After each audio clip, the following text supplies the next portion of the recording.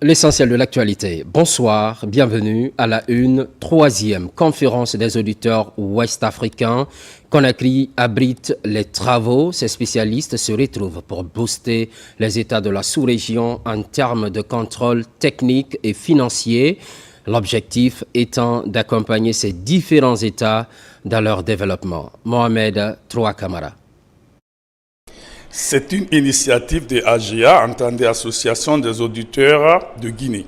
C'est en étroite collaboration avec l'Union des instituts audits internes de l'Afrique de l'Ouest. La troisième conférence régionale des auditeurs internes qu'abrite notre pays, la Guinée.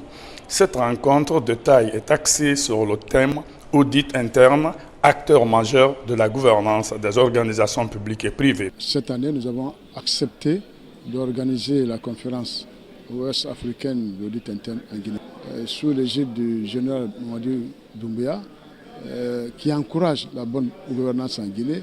Nous avons accepté l'invitation des pays de l'ouest africain pour organiser cette fois-ci ici en Guinée. Le vrai succès de l'audit interne dans notre pays passera par des préalables, par des réflexions sur comment faire en sorte que des normes qui sont connues, qui sont écrites et qui sont permanentes puissent être prises en charge par nos auditeurs. Des participants venus d'autres horizons étaient fiers d'être à cette rencontre de Conakry. On a intérêt à s'associer à l'association guinéenne des auditeurs en vue d'avoir des activités d'audit. Parce que l'audit, c'est un des piliers de la bonne gouvernance, troisième pilier. Donc, sur l'égide de l'Union africaine de l'audit interne, on a intérêt à se regrouper pour parler d'une seule voix, pour que l'audit puisse aider les institutions, que ce soit publiques ou privées, à avancer. On a décidé de se mettre ensemble pour constituer une force afin d'apporter du conseil, de faire du conseil à ces organisations régionales lors de la définition ou lors de l'élaboration des textes de loi comportant sur notre métier. Pour les organisateurs de la troisième conférence technique sous-régionale des auditeurs à Conakry, la promotion des audits internes constitue un acquis majeur de la gouvernance et des organisations publiques et privées. L'enrôlement biométrique Cap sur Fria, où les sous-préfectures et districts ont reçu la visite du ministre de l'Information et de la Communication. Au contact des citoyens, le parrain de la préfecture explique la nécessité de se faire recenser en vue d'obtenir ce document administratif indispensable à toutes les futures élections. Younoussa Tawel Kamara. À bord de ce véhicule, le ministre de l'Information et de la Communication et sa suite. Direction les districts les plus reculés de la préfecture de Fria. Dans ces localités, le parrain de la préfecture vient au contact des populations afin de leur expliquer les enjeux du recensement biométrique en cours. Face aux citoyens du district de Horepara, Fanasouma donne d'amples informations sur l'obtention de ce document administratif. Je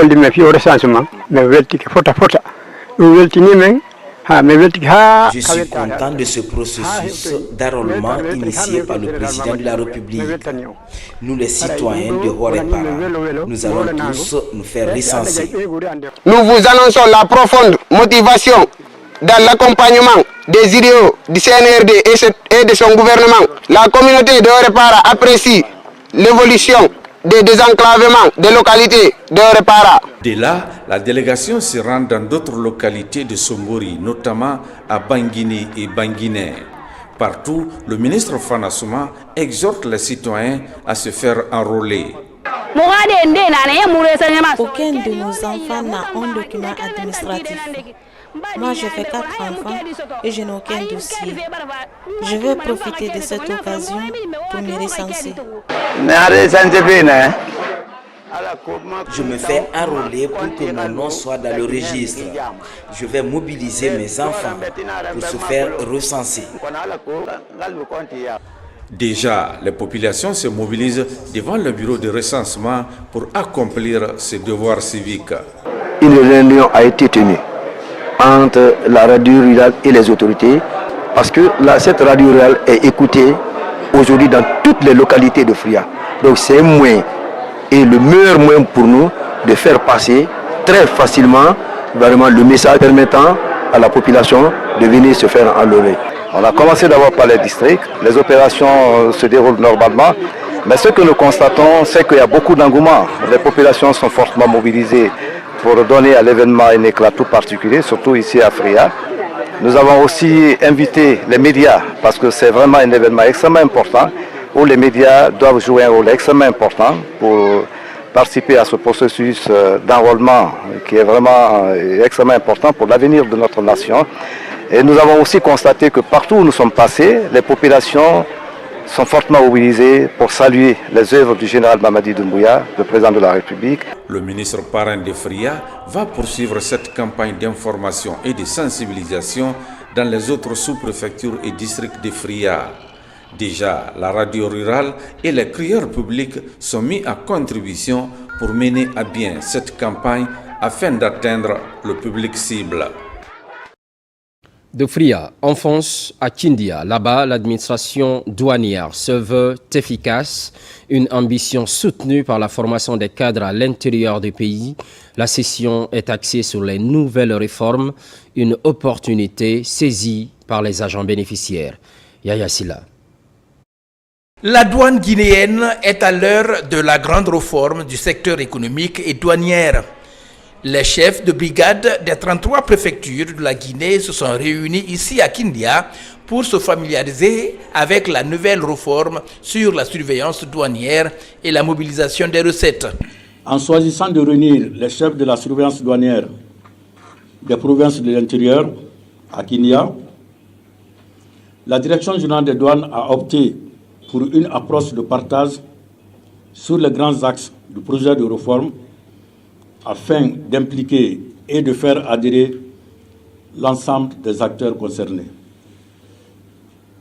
Nous conviendrons tous que cette démarche participative est la seule garantie de réussir notre réforme afin de mieux lutter contre le crime organisé, la fraude douanière et mobiliser davantage de ressources pour le bien-être de notre population. Les autorités ont jugé nécessaire d'organiser cet atelier à l'attention de tous les chefs de brigade de toutes les régions de la Guinée, les régions douanières de la Guinée, pour mieux les outiller, pour les accompagner et pour les préparer sur les nouvelles tendances, les nouvelles pratiques, les nouvelles formes de fraude et sur le contexte mondial. Les soldats de l'économie guinéenne sont des femmes et hommes responsables, outillés pour la mobilisation des recettes douanières en luttant contre les fraudes et les contrebandes.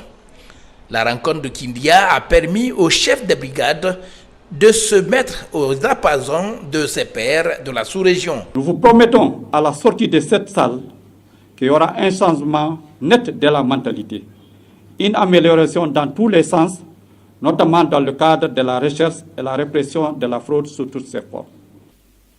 Au-delà de toute la formation que vous venez de recevoir, la rigueur dans la loyauté, la résistance à la tentation, le tout dans le patriotisme, restent les conditions incontournables pour une réussite garantie.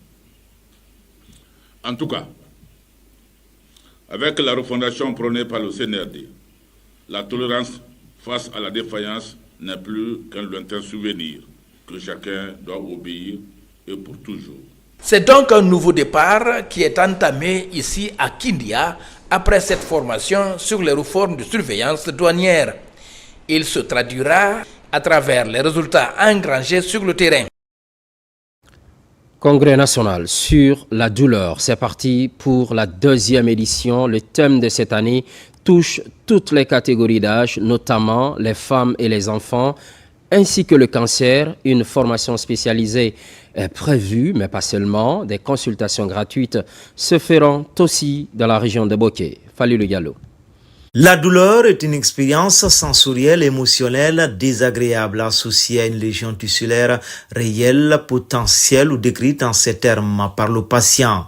À l'échelle mondiale, on estime qu'un adulte sur 5 souffre de douleur et qu'un adulte sur 10 reçoit un diagnostic de douleur chronique chaque année. D'où l'organisation de ce congrès national sur la douleur sous le thème « La douleur dans tous ses états, douleur chronique, douleur chez la femme et l'enfant, douleur et cancer ». Notre ministère, et ça je parle au nom de Monsieur le ministre, s'engage pleinement à renforcer la politique nationale de lutte contre la douleur, soutenir les initiatives locales et hospitalières innovantes, promouvoir la recherche clinique et les bonnes pratiques.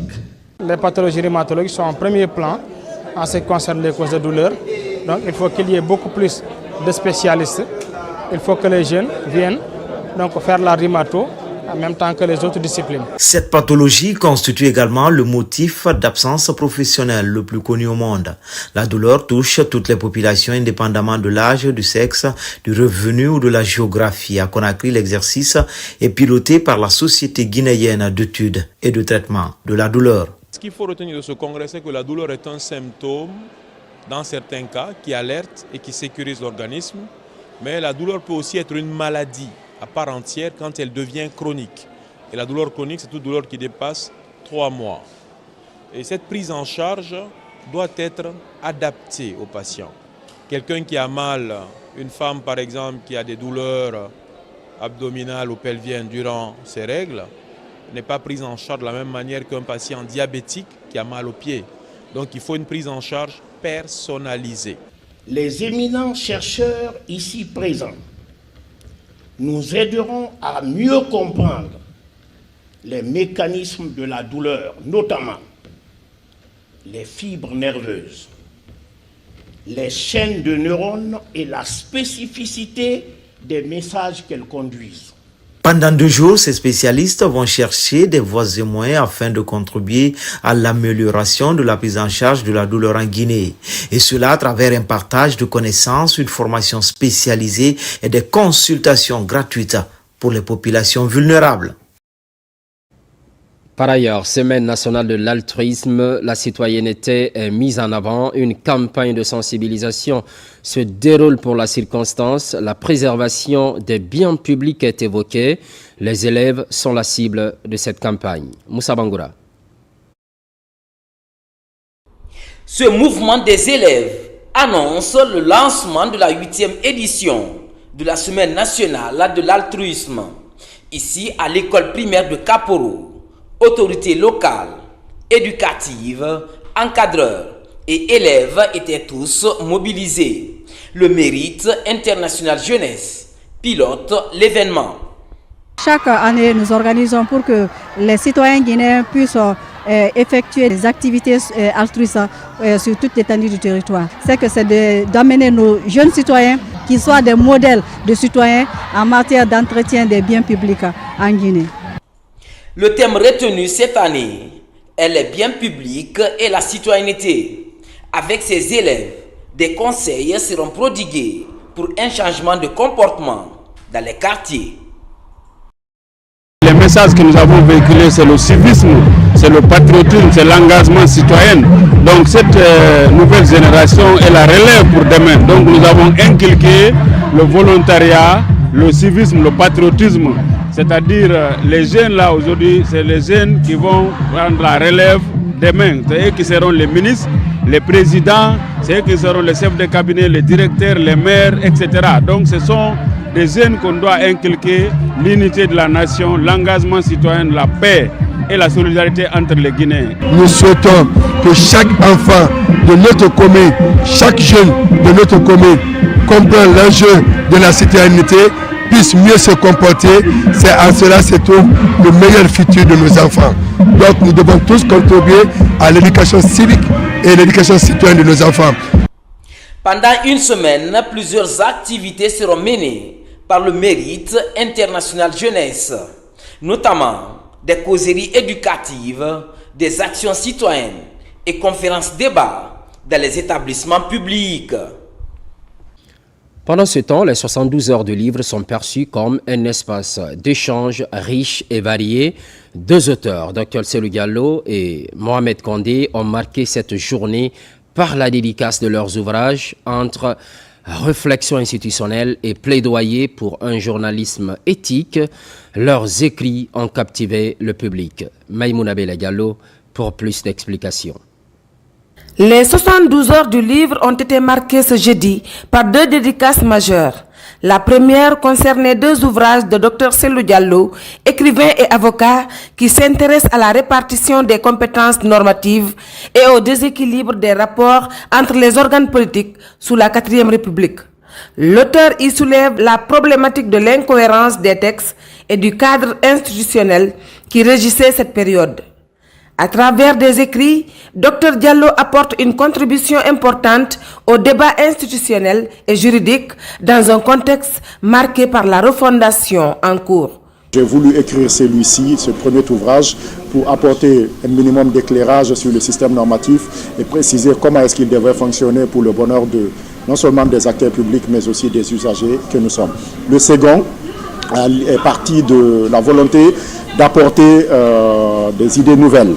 Dans le cadre de la rectification institutionnelle, il nous a été promis par le CNRD et à l'espèce le général Mamadi Doumbouya de procéder à une rectification institutionnelle dans le cadre de la refondation. Le deuxième auteur à l'honneur, Mohamed Condé, a attiré l'attention avec son livre « Le journaliste sans nom ». Il y décrit les conditions difficiles et exigeantes dans lesquelles évoluent les journalistes. Dans son ouvrage, il dénonce le clientélisme dans le milieu médiatique et plaide pour une moralisation et une professionnalisation du métier. Si vous croyez aux valeurs morales, les valeurs morales résistent au temps. Les valeurs matérielles ne résistent pas au temps. Si vous voulez être honnête, vous pouvez être de grands journalistes, respectés et riches en votre façon, mais en ne cherchant pas l'argent. Ces 3 ouvrages ont suscité un vif intérêt parmi les participants, témoignant de la richesse des échanges et de la pertinence des thèmes abordés pendant cette 17e édition des 60 du livre. Tous ces apports qui mettent en lumière ce que nous avons au niveau des pouvoirs publics, ce que nous pouvons avoir comme attribution de X et Y, c'est le moment de bien les savoir, d'avoir des références qui peuvent nous mettre en lumière ce qui se fait de mieux ailleurs et ce qui se fait en Guinée, afin d'orienter les pouvoirs, disons, législatifs, mais aussi les pouvoirs qui ont la charge de la réglementation pour mieux apporter des améliorations au quotidien de la vie publique de notre pays. Ces dédicaces ont enrichi la 17e édition des 72 heures du livre en mettant en lumière des enjeux majeurs pour l'avenir institutionnel et médiatique du pays. Le programme se poursuit, l'actualité évolue en Guinée, notre paradis, terre de richesse et d'innovation. Constante fidélité à toutes et à tous. À très vite.